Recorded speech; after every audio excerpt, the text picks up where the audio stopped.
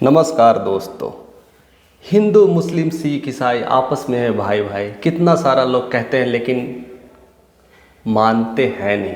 सब कुछ कहने के लिए है, बहुत सारी चीज़ें जो कहते हैं लेकिन लड़ाइयाँ भी उसी चीज़ के लिए लड़ते हैं। आज देखिए सबसे बड़ी लड़ाइयाँ होती है। हम सभी जानते हैं कि मुस्लिम गाय खाते हैं, लेकिन क्यों खाते हैं, उनके पीछे का क्या रहस्य है। और यही खींचातानी में हिंदू और मुस्लिम में लड़ाइयाँ हो रही है, दंगे हो रहे हैं। अक्सर देखने को मिलता है कि मंदिर में कुछ लोग मांस के टुकड़े डाल देते हैं, तो कहीं इस बात के लिए तू मैं होती है। और वही हिंदू सूअर के नाम पर लड़ाई करते हैं और मुस्लिम गाय के नाम पर लड़ाई करते हैं। तो ये लड़ाइयाँ चलती ही रहती है। आखिर क्या है माजरा। आप सभी जानते हैं कि हिंदू धर्म में गाय को कहते हैं ना माँ का दर्जा दिया गया है। हम उन्हें पूजते हैं। इस गाय में कहते 33 करोड़ देवी देवताएं का निवास होता है, यानी हमारे लिए एक कामधेनु है। यही हमारे सब कुछ है, हमारे आस्था का प्रतीक है। हम इन्हें खिलाते हैं, पालते हैं, सेवा करते हैं, नहलाते हैं, सब कुछ करते हैं। इसलिए हमारे दिलों में बस गई है, यानी हमारे भावनात्मक रूप से जुड़ गई है। तो क्यों ना हो दंगे लड़ाइयाँ, इसीलिए तो हो रही है। लेकिन यही गाय कहते हैं हिंदू और मुस्लिम को लड़ा रही है। एक तरफ प्यार, एक तरफ उसका आहार। प्यार और आहार को लेकर के कैसी लड़ाइयाँ चल रही है। क्या करें, ये प्यार करें कि आहार करें, इससे लेकर के आखिर चीज़ें क्यों हो रही है। क्या सही में इस्लाम के धर्म में ऐसी बातें लिखी गई है? क्या उनके जो पवित्र ग्रंथ हैं उसमें ऐसी बातें लिखी गई है? अगर लिखी गई है तो हम समझने की कोशिश करेंगे। हम वीडियोस को पूरी एंड तक देखेंगे और जानने की कोशिश करेंगे कि क्या क्या चीज़ें लिखी गई है और क्या रहस्य है और कैसे हमारी ये संस्कृति में ये सब सारी चीज़ें घुस रही है। और हिंदू कहते हैं हमारा देश हिंदू राष्ट्र है, यहाँ पर 80% पॉपुलेशन हिंदू है और 20% मुस्लिम का है। तो ये खींचातानी और लड़ाइयाँ आपस में रहने का क्या उद्देश्य है, क्या करें, तो समझने की कोशिश करें और एंड तक बने रहें। आप सभी जानते हैं दोस्त कि हम लोग पिछले 100 सालों से गुलाम रह चुके हैं। किसके? अंग्रेज़ों के गुलाम, यानी ईसाइयों के गुलाम से रह चुके हैं, ईसाई धर्म के गुलाम रह चुके हैं। और इस पे भी मैंने वीडियोस बनाया, आप ज़रूर देखिएगा कि क्या है माजरा क्या नहीं है। बट हम सभी जानते हैं कि 100 सालों से अंग्रेज़ों ने किस तरह से हमें प्रताड़ना दी है, किस तरह से दिक्कतें की है और किस तरह से फूट डालो नीति वाला जो शासन करो का रूल अपनाया है और कैसे कैसे चीज़ों को मैनिपुलेट किया गया। लेकिन हम थोड़ी सी इतिहास को और पन्ना को पीछे उलट के देखते हैं, क्या कहता है इतिहास। थोड़ा सा पहले चल जाते हैं। इससे पहले हम बाबर वंश की बात करते हैं, क्योंकि मुस्लिम्स हैं तभी बात बनेगी और ये बात जो समझ में आएगी आखिर ये प्रथा क्या था, कैसे चीज़ें शुरू हुई। तो मुग़ल वंश की मैं बात करता हूँ। 1526 ईसा पूर्व की बात है, 1526 ईस्वी की बात है। उस समय जब मुग़ल वंश अफ़गान से इंडिया में प्रवेश किया था, पूरी सल्तनत में अपना आप को शहर राजा की तरह रहा था और करीब 200 वर्षों तक राज किया था। यानी 1526 से 1757 ईस्वी तक कहते न हैं मुग़ल वंश में बाबर से लेकर करके बहादुर शाह जफ़र तक का सफ़र रहा है। लेकिन इन सारे सफ़रों में कभी भी गाय को हिंसात्मक रूप से नहीं कहा, यानी गाय को काटना वर्जित रखा गया है। और सबसे मज़ेदार बात है जो आपको जानना चाहिए कि बहादुर शाह जफ़र ने एक फरमान पेश किया था। और फरमान में क्या था कि जैसे बकरीद में अगर कोई बकरी की जगह अगर गाय का हलाल करता है तो उसे हम तोप से उड़ा देंगे, ऐसी फरमान जारी हुआ था।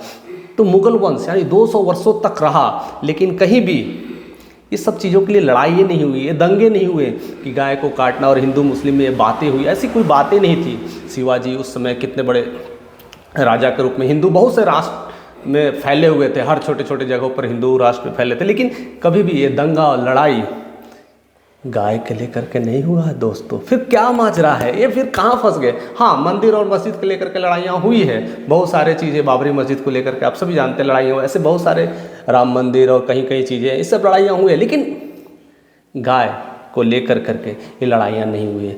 जब हम गुलाम बने, अंग्रेज़ों के चंगुल में आए और पता नहीं किस तरह से मैनिपुलेट हुआ और कैसे चीज़ें फूट डालो शासन करो की नीति से, ये सब सारे मैनिपुलेट करते करते करते करते करते करते आज हमारी लड़ाइयाँ गाय के मुद्दों को लेकर के लड़ रही है।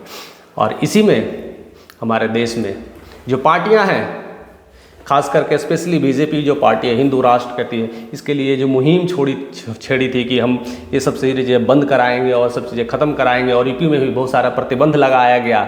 लेकिन मैं दोस्तों बता देता हूँ कि सबसे ज़्यादा जो कहते हैं ना बीफ या गाय के जो मांस है जो निर्यात होते हैं, वो सबसे ज़्यादा निर्यात करने वाला देश कोई और नहीं, भारत है। सुन के अजीब लगता है ना, हिंदू राष्ट्र होते हुए भी सबसे ज़्यादा निर्यात करने वाला बीफ भारत देश है। ऐसा क्यों? क्या हम ये सब चीज़ों में फंस के रह गए? क्या है माजरा, ऐसा क्यों हो रहा है? कब से चली आ रही है? यानी पहले से तो है नहीं, ये बीच में आकर के जो 100 वर्षों के अंदर में हमारे तरफ जो भूचाल आ गया है, हमारे जो अंदर जो संस्कृति में जो चेंजेस आया है, शायद इसी की वजह हो रही होगी। चलिए मुद्दे की बात करते हैं कि क्यों मुस्लिम्स क्यों खाते हैं या नहीं खाते हैं। तो ये हम सभी जानते हैं कि मुस्लिम अक्सर दीन इस्लाम को मानते हैं, यानी उनका खाना पीना उठना बैठना और पूरे सारे जो नीतियां हैं, दिनचर्या है, दीन इलाही में उसे लिखा गया है। कहते हैं ना दीन इस्लाम में वो सब सारी बातें कुछ चर्चा की गई है और अधिकांश मुस्लिम जैसे कहते हैं ना उनको फॉलो करते हैं और उसी चीज़ों को अपने जीवन में लाते हैं। और जाहिर सी बात है, लाना ही चाहिए दोस्त। हम भी तो क्या है, हिंदू अगर है, हिंदू राष्ट्र है, तो हम किसको मानते हैं? अपने धर्मों को ही तो मानते हैं, अपने ग्रंथ में लिखी चीज़ों को तो मानते हैं। जो ग्रंथ में लिखी है, जो हमारे वेदों में लिखी है, उसको पढ़ते सुनते हैं और उसी को फॉलो तो करते हैं। तो क्यों ना मुस्लिम लोग, इस्लामिक जितने भी लोग हैं, इस्लामिक कंट्री के जितने भी लोग हैं, अपने धर्म को क्यों न माने। और उनके धर्म का सबसे पवित्र ग्रंथ है कुरान। और कुरान है जो अरबिक भाषा में लिखी गई है।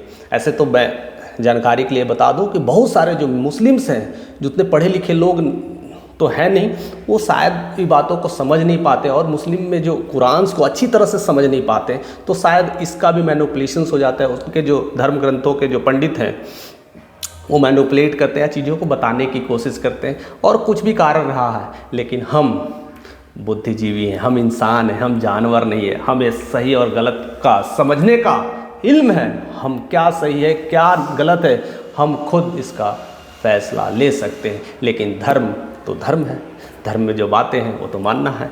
तो मैं कुछ धर्म की बातें करता हूँ और समझाने की कोशिश करता हूँ कि उनके पवित्र कुरान में कहते हैं सूरा 2 आयात 173, सूरा 5 आयात 3, सूरा 6 आयात 145 और सूरा 16 आयात 115 में ऐसी बातें लिखी गई है कि कोई भी जानवर का मांस ना खाएं।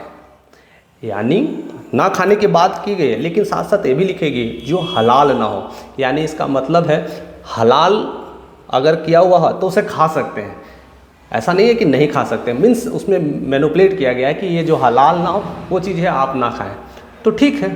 यानी कहीं ना कहीं मैनिपुलेशन तो है कि खाना है, चलो ठीक है खाना है। ऐसे भी हिंदू में भी कितना लोग मुर्गा बकरा सब तो खा ही रहे हैं, तो फिर क्यों ना ये भी एक, इसमें स्पेशली हिंदू लोग सूअर भी खाते हैं। बट ये सब सारी चीज़ें हैं, लेकिन मुस्लिम में भी अगर ये चीज़ें गाय हैं तो क्या फ़र्क पड़ता है? ये सब उनके धर्म के ही हैं बातें। अगर धर्म से लड़ाई करना है तो हम जीत नहीं सकते।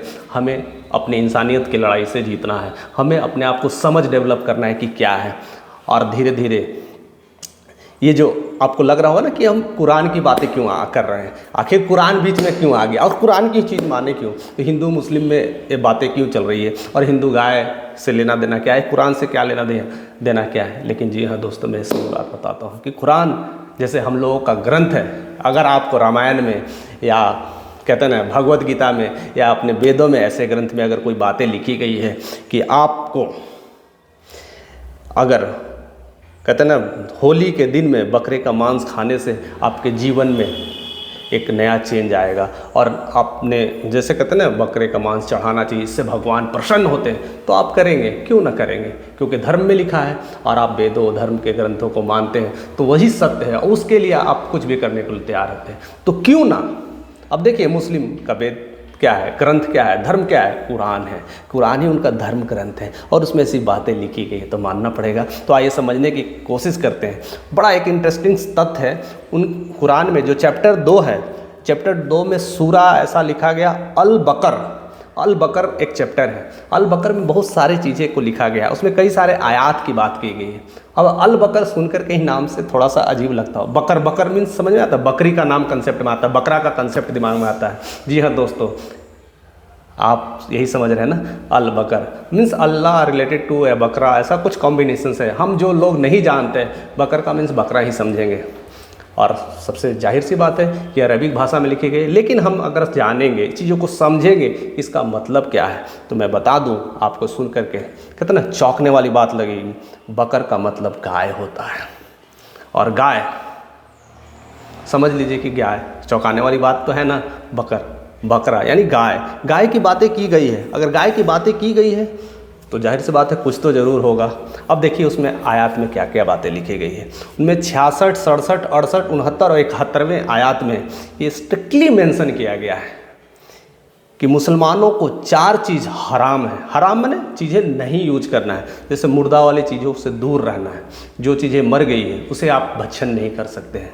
लेकिन बहुत सारे ऐसे भी चीज़ें देखने को मिला गया है, कई ऐसे लोग हैं, कई आप देखिएगा यूट्यूब में कैसी ऐसी चीज़ें जो आदमी तक खा जाते हैं, और ऐसे तो कई जानवर तो छोड़ ही दो, यहाँ तक भी लोग खा रहे हैं। दूसरा ब्लड, कई लोग ब्लड है ना स्प्रिंकल ब्लड कर करके इस्तेमाल करते हैं। और ख़ास करके चाइना की अगर बातें करें तो बहुत सारी चीज़ें क्या क्या चीज़ खा जाते हैं, आपको सबको इल्म होगा, आप वीडियोज़ के माध्यम से देखते भी होंगे। तीसरी चीज़ है सूअर का मीट, वो नहीं खाना है, ये हलाल माना गया है, कहते हैं ऐसे हराम भी बोलते हैं। और दूसरा अल्लाह के नाम पर अगर कोई भी चीज़ें अल्लाह का मेंशन नहीं हुआ है उस चीज़ों को हमें नहीं यूज़ करना है, नहीं इस्तेमाल करना है। जाहिर सी बात है नहीं करना चाहिए, जो धर्म ग्रंथ कहता है हम उसे ही मानना चाहिए। लेकिन जो आयात 66, 67, 68 और 69 में ये बातें स्ट्रिक्टली मेंशन की गई है कि गाय को ज़बह करो, लेकिन उसमें ये भी लिखी गई है कि गाय कैसी होना चाहिए, किस तरह का जानवर का इस्तेमाल करना चाहिए। उसमें मना किया गया है कि बछड़े को यानी बच्चे को नहीं मारना है, और जो गाय बूढ़ी उदम हो गई है उसे नहीं मारना है, यानी बीच वाले गाय को मारना है। तो अब देखिए अब क्या होगा। अब इसमें गाय की बात तो की गई है, मारने की बात की गई, ज़बह करने की बात की गई, तो लोग तो करेंगे ही।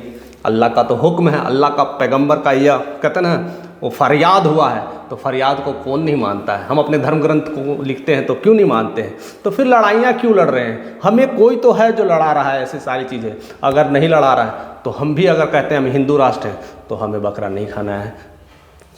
और बाकी सारे मैं अभी स्पेशली डिटेल में जाऊंगा, जो आप धीरे धीरे जानोगे। आप नॉर्थ ईस्ट में चले जाओगे, वहाँ पर कुत्ते का भी सेवन करते हैं, लोग खाते हैं। उसमें मैं नहीं कहूँगा कि कौन सा कास्ट है, कौन सा धर्म है, कौन सा चीज़ है, बट खाते हैं। दूसरी चीज़ है मुर्गा, तो खैर सरेआम हो गया है, वो तो सबके लिए हो गया है, तो मुर्गा तो खाते ही हैं, शुअर खाते हैं, ये सब सारी चीज़ें हैं। तो गाय को क्यों ना खाएं। अगर आस्था, धर्म और प्रेम है तो किसी भी चीज़ों से लेकर हो सकती है। अगर हम थोड़ी सी डिटेल में जाने की कोशिश करते हैं तो आप विष्णु का नाम जानते हो। अगर हिंदू हम धर्म वाले हैं तो विष्णु तो हमारे भगवान हैं, लेकिन विष्णु ने ही बराह का अवतार लिया था, हम जानते हैं, यानी बराह मीन्स सुअर। इस मीनिंग को समझना पड़ेगा दोस्त, जानना पड़ेगा। और सुअर का मांस हम खा रहे हैं तो कहीं ना कहीं हम अपने धर्म को ही तो छेड़छाड़ कर रहे हैं। हमें इस चीज़ों को समझना है। और एक को उंगली उठा करके एक दूसरे धर्म से लड़ना, यही संस्कृति नहीं है। हमें चीज़ों को समझना है, क्योंकि हम बुद्धिजीवी हैं, हम में थोड़ी सी अक्ल है, हम जानवर नहीं हैं, हम इंसान हैं कि हमें क्या खाना चाहिए और क्यों खाना चाहिए। अगर कोई किताबें कह देती है कि ये खाना है, जहर पीना है, तो आप पी लोगे क्या? कोई बाबा आके कह देंगे बेटा ये जहर ले लो, ये पीने से आपका दूसरा जन्म होने वाला है, आप बहुत बढ़िया घर में होने वाले हैं, और आप में भी अंबानी जैसे, अदानी जैसे परिवारों में जन्म लेंगे और आपका बहुत जल्द ही परिवर्तन होने वाला है, तो क्या आप जहर खा लेंगे? आपको समझना पड़ेगा। और हम जैसे लोग बुद्धिजीवी लोग हैं जो पढ़ते हैं, इस चीज़ों को समझते हैं, तो हमें इस चीज़ों का ज्ञान होना चाहिए।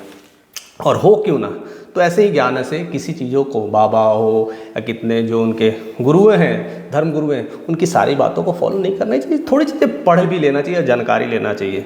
तो ऐसी चीज़ें हैं। और इसके लिए एक और बातें हैं जो लिखी गई है। जैसे हम हिंदू में भी कई सारे जो जगह होते हैं जो जहाँ जाते हैं, जिनसे हमें तीर्थ यात्रा करते हैं, तो उसी तरह मुस्लिम के लिए मक्का मदीना भी एक जगह है। वहाँ लोग मुस्लिम्स जाते हैं, हज करते हैं, अपने आप को पवित्र करते हैं। लेकिन हिंदू नहीं जा सकते हैं कि उनके कुछ नियम से प्रारूप हैं। वहाँ मुस्लिम लोग गाय का मांस खाते हैं और वो खाना अनिवार्य है। तो क्यों जाए? क्योंकि हमारे धर्म को भी ठेस पहुंच रही है, हमारी आस्था को भी ठेस पहुंच रही है। ऐसी तमाम उलझनें चलती है और ये लड़ाइयाँ होती रहती है। क्योंकि रहना तो एक ही कुआं में है, रहना तो एक ही घर में है। एक घर में रहेंगे तो लड़ाई ना हो, ये कैसे हो सकता है? तो थोड़ी तू मैं में होती है। लेकिन अगर आप थोड़े पढ़े लिखे हैं, समझदार हैं, तो हम इस तू मैं में को रोक सकते हैं, इस लड़ाइयों को रोक सकते हैं और समझने की कोशिश करते हैं।